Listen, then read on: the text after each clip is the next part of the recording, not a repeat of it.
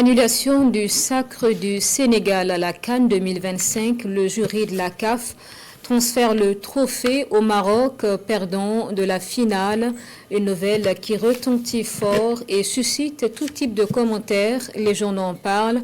Lecture croisée des angles de traitement avec Frédéric Nikiema.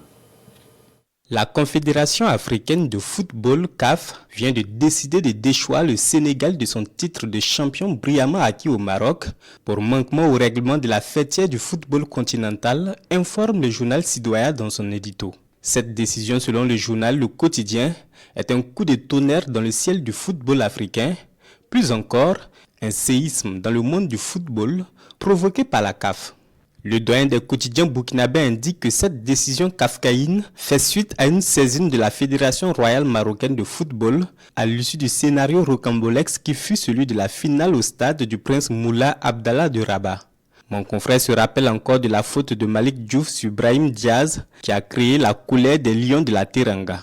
Les supporters ont commencé à commettre des actes de vandalisme dans les tribunes et le coach lui a demandé à ses protégés de quitter le terrain pour les vestiaires.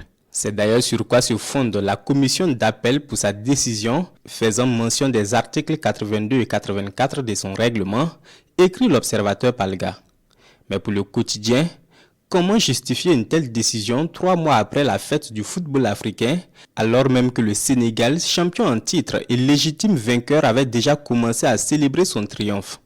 Pour le journal, il faut le dire, cette décision jette une ombre sur l'intégrité de la CAF. Pour l'Express du Faso, si les dirigeants de la CAF savaient qu'ils jouaient l'avenir de l'organisation, certainement qu'ils ne seraient pas revenus sur leur décision attribuant le titre de champion d'Afrique 2025 au Sénégal.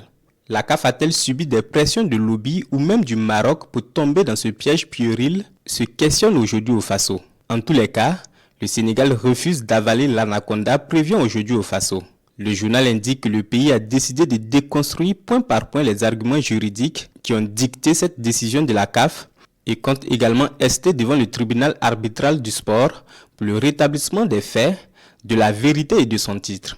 C'est dire que le coup de sifflet final dans cette affaire n'est pas près de retentir, souligne l'observateur Palga.